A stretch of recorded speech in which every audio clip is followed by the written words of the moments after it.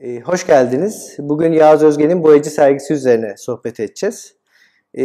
Bence önce kapaktan yani isimden başlayalım. Daha doğrusu ismin ima ettiği işlev geçişliği problemiyle başlayalım. Şimdi sen resim yapan ama resmin mantıksal yapısını ve dış dünyayla ilişkilerini problemleştirerek icra eden bir sanatçısın. Ki bu serginin genel olarak sanat pratiğinde oturduğu yeri, dönüştürdüğü veya sürdürdüğü çizgileri ayrıca konuşmak da istiyorum. Fakat boyacı sergisinin hem senin açından hem de aslında üretim süreci ve sergilenmesi açısından en temel meselelerinden biri ressam ve boyacı işlevleri arasındaki geçişliliklerdi. Daha önce konuştuğumuzda sen bundan ressamdan boyacıya geri çekim olarak bahsetmiştin. Ayrıca sergi metninde de vurguladığımız üzere boyacı sözcüğü Türkçe'de 4 farklı anlama geliyor. Boya üreten, boya satan, boyama işini icra eden kişiler ve aynı zamanda boya satılan yer.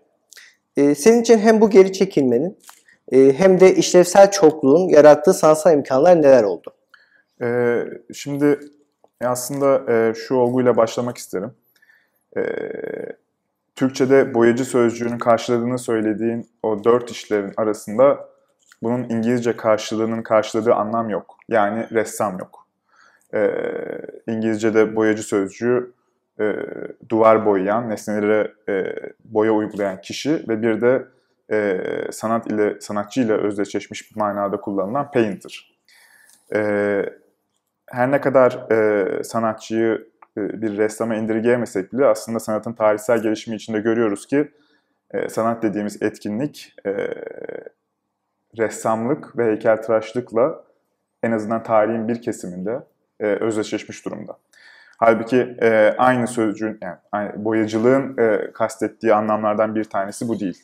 Senin de bahsettiğin bu 4 işlev var. Yani nesnelere boya uygulayan kişi, boya imal eden kişi, boya satan kişi ve boyacı dükkanı. Bu olgu aslında benim epey ilgimi çekiyor. Şöyle ki ressamlık ile boyacılık arasında geçişli bir ilişki varken sanatçılık ile ressamlık arasında ya da sanatçılık ile boyacılık arasında geçişli bir ilişki yok.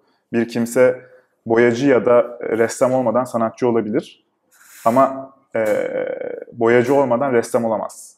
Ya da bir anlamda nesnelere boya uygulamadan ressam olamazsınız. Bu çok ilginç geliyordu bana ve aslında sergide temel problematiğin yanında bunu doğru kuran bir başlık olduğu için boyacı sözcüğünü tercih ettim. O halde birazcık da serginin bileşenlerinden bahsedelim. Yani işlevlerin ötesine geçerek.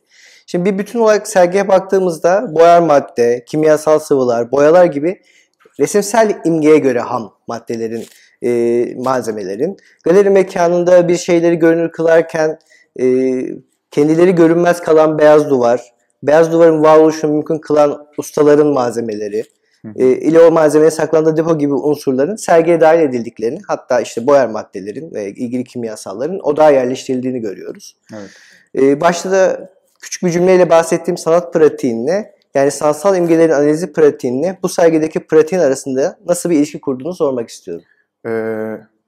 Çok güzel bir soru. Yanıtlaması yalnız dolaylı olacak yanıtım. Ya benim aslında şöyle bir olguya hayret ediyorum. O da daha önceden analitik felsefe ve başlıca aslında Russell ve Wittgenstein tarafından birçok farklı önermeyle ortaya koyulmuş bir olgu. O da dilin transparan ya da görünmez olduğu olgusu. Burada dili çok geniş bir manada kullanıyorum. Dili heykeli de kapsayacak, enstalasyonu da kapsayacak, metinsel ifadeleri de kapsayacak, sözel ifadeleri de kapsayacak, fotoğrafı da kapsayacak kadar geniş bir manada kullanıyorum. Öyleyse dilin görünmez olduğu ya da örneğin fotoğrafın, resmin görünmez olduğu ile ilgili neyi kastettiğimi de açıklamam gerekiyor. Şimdi herhangi bir simge bir şeyi gösterirken aslında kendisi görünmez oluyor. Şöyle ki, örneğin mesela ağzından çıkan bu sözcükleri düşünelim.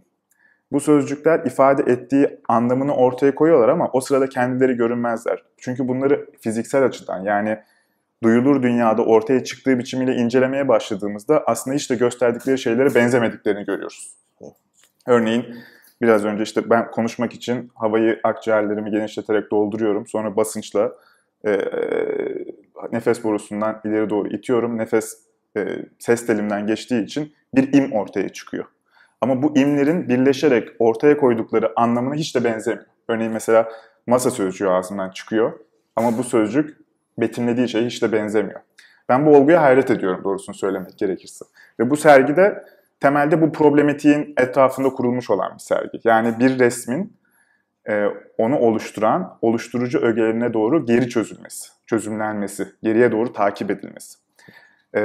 Bu anlamda aslında boyacı dükkanı ya da boyacı işlevleri Türkçedeki anlamıyla son derece uygun bir oluşumdu galiba. Harika. Aslında birazcık üretim süreciyle ilgili boyutlara da ilerlemek istiyorum. Hem de bu malzemelerden bahsetmişken. Şimdi yani ressam olarak üretmenin nihai imgenin üretiminde zanaati yani bir şeyleri boyaları daha doğrusu bir yüzeye uygulama pratiğini çoğunlukla ressama bıraktığını söyleyebiliriz. Yani ressam bu işi asıl yapan kişi, tekniği uygulayan, pratiği yapan kişi olarak. Tabii ki de stüdyonda işte çalışma ortamında çalışma arkadaşların yok mu mutlak olarak yalnızsın demiyorum. Mutlaka varlar ama nihayetinde nihai iş senin işin. Ama yine de özcesi sanat eseri olarak resmi pratik üretimi genelde ressamdan geçiyor. Evet. Fakat boyacı çok farklı teknik bilgileri, örneğin mimari tasarım, boya kimyası, ağaç işçiliği, sıva ustalığı gibi bilgileri gerektiriyordu. Ve pratik olarak bu zanaatlerin uygulamasını çoğu zaman başkaları yaptı. Ya da senin yükünü en azından bir kısmını omuzladı. Bu farklı işbirliği biçimleri, teknik ve pratik yükün bu özgür bölüşümü sanatçı olarak seni nasıl etkiledi? Şöyle söyleyebilirim aslında. Bu sergi benim 6. kişisel sergim. Ve bu sergiyi diğer sergilerime karşılaştırdığımda en zanaatsiz sergim diyebilirim. Yani doğrudan benim kendi yapıp etmemin bu kadar çok malzemenin burada ham hali ya da işlenmiş haliyle bulunmasına karşın benim müdahalemle çok az şekil almış biçimde. Çünkü bu kadar malzeme ya da diyeyim nesne sadece benim belirli konudaki bir profesyonelliğim ya da bilgimle değil, aynı zamanda işte bir boyacının, bir marangozun, bir mimarın, bir işte boya kimyası bilen konservatör ve restoratörün de aslında aracılığıyla vücut buldu. Bu anlamda aslında ben düzenlemeyi yapan ve bunu belirli bir plana göre, programa göre yapan biri olmama rağmen aslında bedensel olarak çok bulunmadım. Ama sonuç olarak aslında enstalasyonu ya da sergiyi zaten gezerken ama tam tersi bir şey hissediliyor olabilir. Yani burada son derece aslında bedensel şeylerle karşılık geliyoruz. Bu anlamda aslında işte dolayısıyla bir anlamda organizasyon ya da notasyon ya da zihinsel olarak tasarımla icra arasındaki boşluğu aslında kapatmaya çalıştığım bir çalışma olduğunu söyleyebilirim. Güzel ama şöyle de söylesek herhalde yanılmış olmayız bu noktada belki hani teyit et diye de soruyorum aynı zamanda.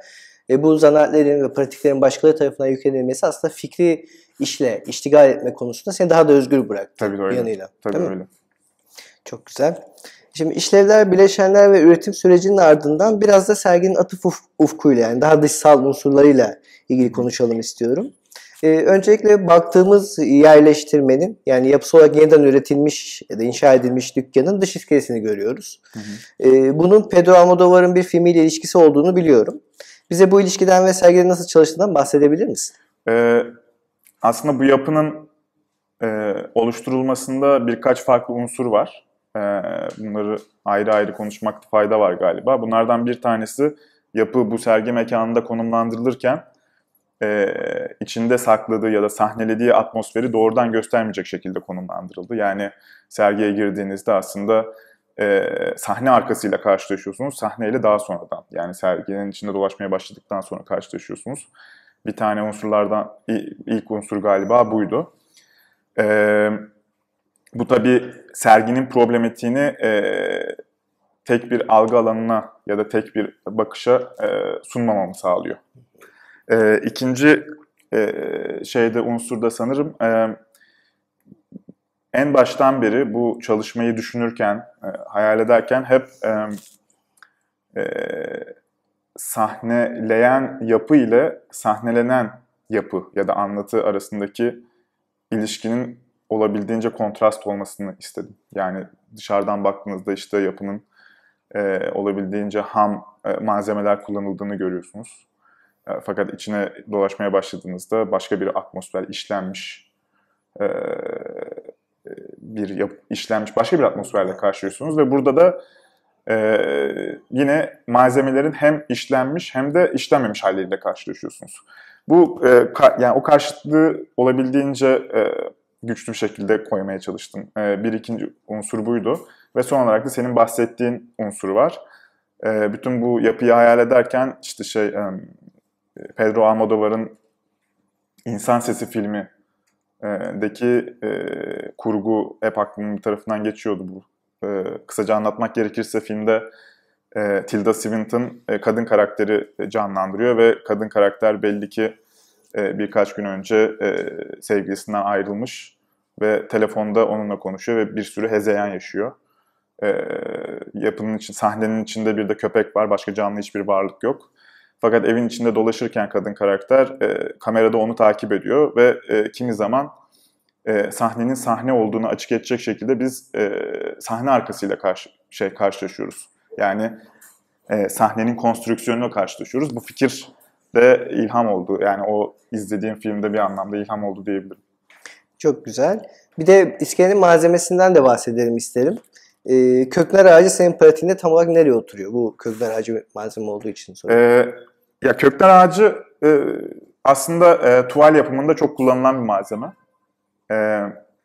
Yani bildiğiniz aslında tuval bezini ya da keten bezi Türkiye'de birçok tuvalciye sipariş etseniz ya da çerçeveciye sipariş etseniz köknar ağacına gerilmiş bir şekilde getiriyor.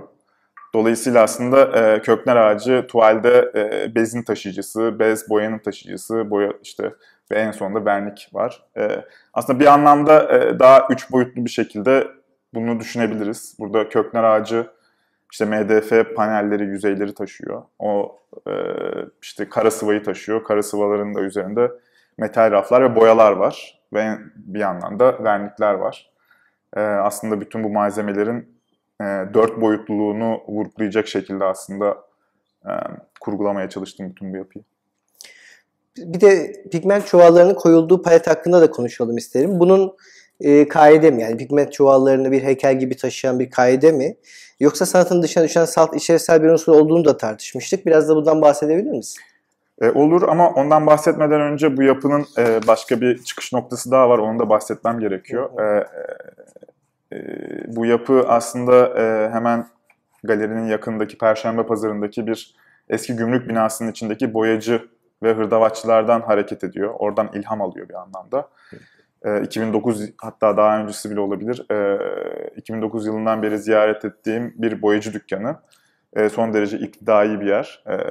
Eski gümrük binası ve işte tıpkı bu yapının içindeki gibi kara sıvayla kaplanmış bir yüzeyi var. Bu boyacıya ben çok uzun zaman boyunca gidip geldim. Öğrenciyken oradan malzeme tedarik ettim. Sonra başka sanatçıların asistanlığını yaptığım sırada beni hep oraya yollarlardı, gidip gelirdim vesaire. Ve oraya dair, o dokuya dair, o malzemelerin kendi ekosistemlerinde nasıl dolaştığına dair bir sürü fikir ve düşünce, izlenim oluştu. Orada bu senin bahsetmiş olduğun boya çuvalları tıpkı bunun gibi bir palet üzerinde sergileniyor. Köknar bir palet değil, ağaç değil ama bir palet üzerine sergileniyor ve orada son derece işlevsel bir şeye hizmet ediyor. Eğer yağmur yağarsa pigmentlerin üzerine su gelmesin ve alttan akıp gitsin diye su. Çünkü su pigmenti çözer. Palet böyle bir işleve yarıyor. Yani aslında bir anlamda boyayı koruyor. Tıpkı kaidenin bir anlamda çevresinden yalıtarak heykeli koruduğu gibi koruyor.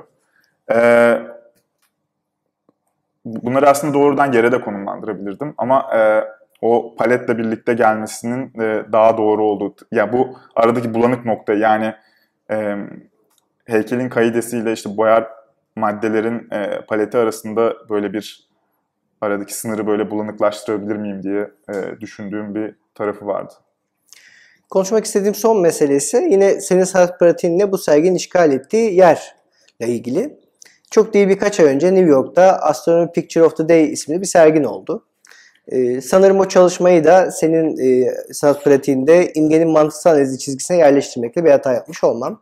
Evet. O sergiden buraya değişen şey ne oldu senin için? Ya da bir şey değişti mi? Tabii değişti. O sergide aslında bir anlamda gösterge değer olmak bakımından yan oyuncu olan şeyler bu sergide daha ana aktörler.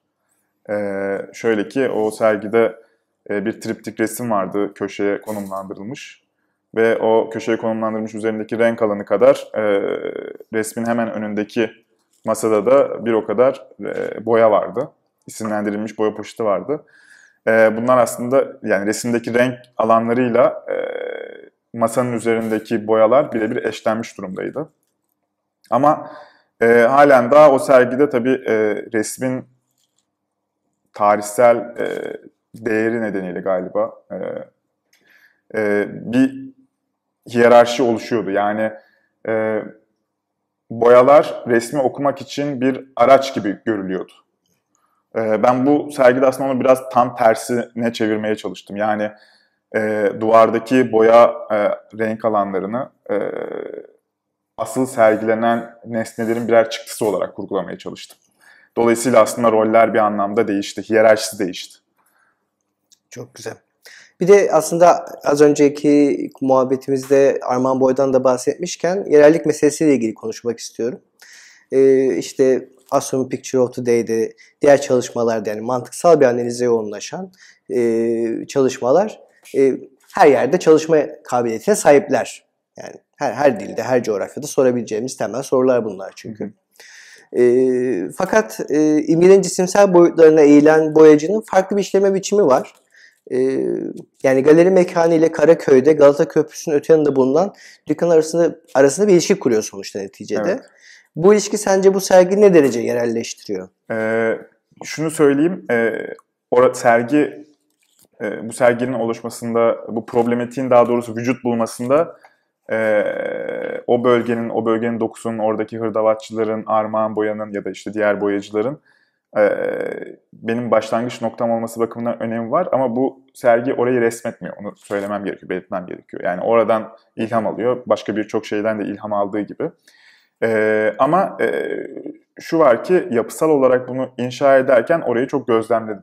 Yani bu malzemelerin ticareti nasıl yapılıyor, bu malzemeler nasıl el değiştiriyor, işte güzel sanatlar, işte marketlerinde görmüş olduğumuz pigmentlerden buradaki pigmentlerin ne tür farkı var, endüstriyel boya malzemeleri ne anlamda farklılaşıyor ve benzeri. Dolayısıyla aslında birçok soruyu aslında sormamda önemli bir şey oldu, bir kaynak oldu aslında benim için.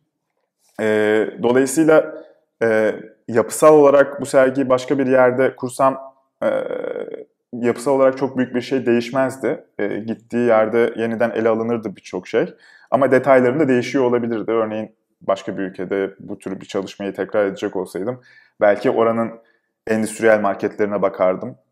Oranın güzel sanatlar malzemeleri tedarik eden dükkanları, endüstriyel malzemeler tedarik eden dükkanlar nasıl farklılaşıyor buna bakardım. Ve yine detaylarında bir şeyler değişirdi. O dolayısıyla aslında bunlar da yerellikten, senin bahsettiğin yerellikten kaynaklanan şeyler olurdu. Ama yapısal olarak bir şey ne kadar değişirdi onu sanırım ileride tekrar bu sergiyi yeniden ele alırsam ya da bu çalışmayı yeniden ele alırsam göre bir şey söyleyebilirim. Belki dinleyicilerimizin sormak veya katkıda bulmak istediği şeyler vardır. Onlara bırakalım sözü. Ben sessizlikten faydalanıp teşekkür etmem gereken kişilere teşekkür edeyim. Şimdi bu serginin oluşmasında öncelikle Sanatoryum'un ve Sanatoryum'un galeri ekibinin epey ciddi büyük katkıları var. Bir sürü yükü sırtlandılar. Onun dışında boya kimyası ve kimyasal malzemelerin nasıl kullanılacağı konusunda Seda Yazkan'a çok danıştım. Ona özellikle teşekkür etmek isterim. Bu yapının konstrüksiyonun tasarım konusunda Büşra Tunç'la çalıştım. Ona da teşekkür edeyim buradan.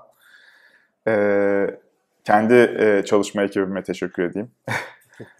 Berkay'a, Deren'e, Bükre'ye, Enisa'ya ve Elif Bozdoğan'a teşekkür etmiş olayım. Son olarak tabii ki bana epey yöntem öğreten galerinin kendi boyacı ustası Şevki Usta'ya da teşekkür ederim. Eyvallah.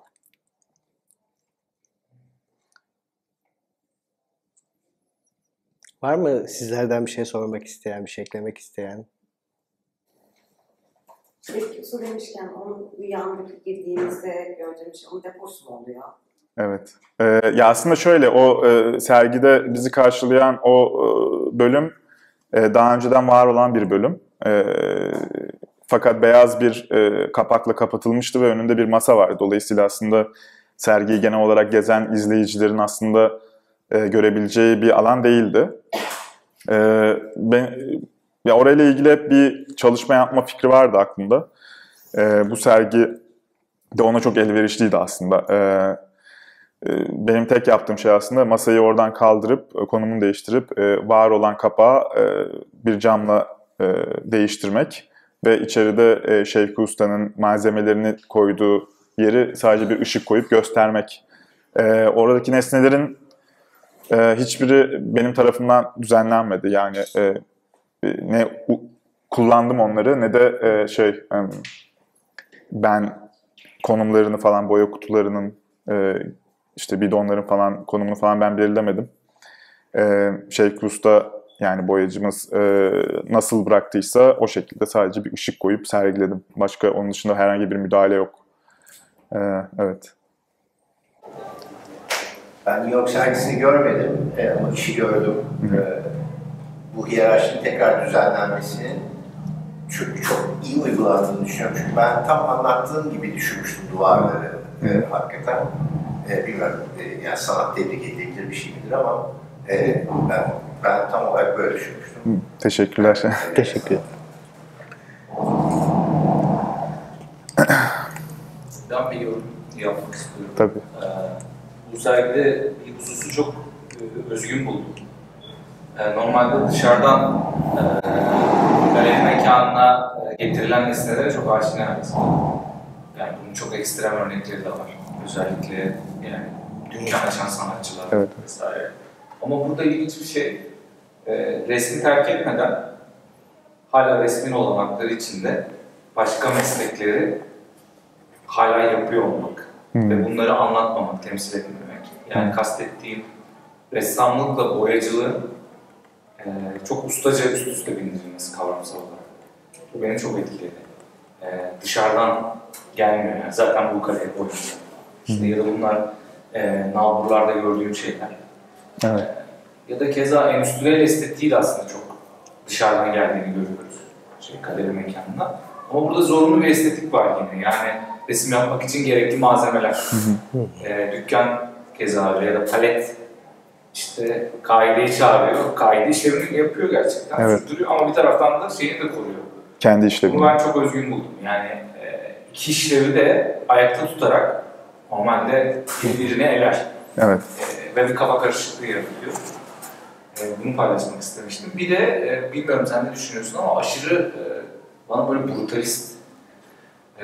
Bu minimalizmin şeyinden de geliyor. Zamanındaki endüstriyel malzemeleri kullanmasından belki bellerimizde kalan şeyler ama bu biraz o mimarileri, o estetiği de çağrıştırıyor. Buradaki soyutlamanın geldiği seviye.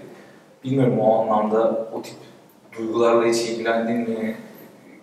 Ya da bu gridin bizde yarattığı duygularla hiç ilgilendin mi? Biraz onu merak ediyorum. Yani ilgilendim. Yani daha diğer çalışmalarımda da epey ilgileniyorum aslında. Aslında en ufak bir ızgara sisteminin içinde konumlandırdığınız herhangi bir nesnenin ya da renk alanının neyse en ufak bir değişikliğin o ızgara sisteminin tırnak içinde nesnelliğini nasıl değiştiriyor, nasıl etkiliyor, sıcak bir ton kullandığınızda ne oluyor, ne bitiyor ya da soğuk tonlar kullandığınızda ne olup ne bitiyor ya da hiçbir hücreyi boyamadığınızda ne olup bitiyor, hiçbir hücreyi doldurduğunuzda ne olup bitiyor. Aslında bu sergide onunla ilgili temel bir şey var ama bu çok örtük olarak var. Boyalı alanlar, boyasız alanların tam karşısında yani simetrik olarak aslında duvarlar ikiye bölünmüş durumda bir diagonal çizerseniz. Şimdi bunu resim olmak bakımından ele alacak olursanız o zaman sadece boyalı alanlara bir çalışma diyeceksiniz. Halbuki boyanmış olmak bakımından ele alacak olursanız bu sefer diğer beyaz duvarlar da aslında bir çalışma haline gelmeye başlıyor. Ve o senin bahsettiğin şu olduğun brutalist şeyin tam tersi yani. Boşluk ve hiçbir şekilde önündeki şeyin önüne geçmemeye çalışan, üzerine asıldığı şeyin önüne geçmemeye çalışan şeyler de görünür olmaya başlıyor. Aslında bunu vurgulamak için de renkli alanların üzerinde yerleşmediği 2 tane sütun bıraktım. O sütunları biz renkli alanlarla karşılaştırdığımızda boş diyoruz ama duvar beyaz duvarla karşılanır, bu sefer onları dolu demeye başlıyoruz. Griye dolu demeye başlıyoruz. Şu arkadaki 2 sütunu kastediyorum. Dolayısıyla aslında o bir beyaz duvardan dolu olan renkli alanlara bir geçiş, bir derece gibi konumlandırmıştım onları. Evet yani ilgileniyorum. Bilmiyorum ne kadar verebilirim sorunun yanıtı ama. Biz de teşekkür ederiz. Var mı başka bir şey daha eklemek, sormak isteyen?